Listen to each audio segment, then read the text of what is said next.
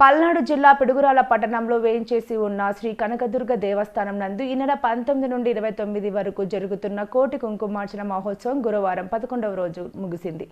శ్రీ దుర్గా భవాని పారాయణ సంఘం, శ్రీ కనకదుర్గ సేవా సంఘం మరియు ఇతర మహిళా భక్తులు పెద్ద ఎత్తున విచ్చేసి ఈ కుంకుమార్చన కార్యక్రమంలో పాల్గొన్నారు. దేవస్థానం నందు ప్రతి సంవత్సరం నిర్వహిస్తున్న ఈ కోటి కుంకుమార్చన మహోత్సవం ఏడాది 11వ సంవత్సరం కావడంతో ఈ కుంకుమార్చన మహోత్సవం 11 రోజుల పాటు నిర్వహించారు. ప్రతిరోజు ఉదయం 9 గంటల నుండి 12 గంటల వరకు ఈ కుంకుమార్చన నిర్వహించారు.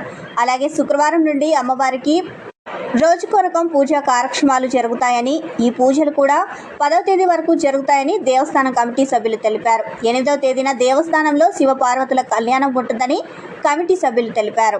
ఈ కార్యక్రమాలలో కూడా భక్తులు పాల్గొనాలని తెలిపారు. దేవస్థాన ప్రధాన అర్చకులు రావురి పూర్ణానంద శాస్త్రి పర్యవేక్షణలో ఈ కార్యక్రమాలు జరుగుతున్నాయి. అనంతరం భక్తులకు అమ్మవారి తీర్థ ప్రసాదాలను అందజేశారు.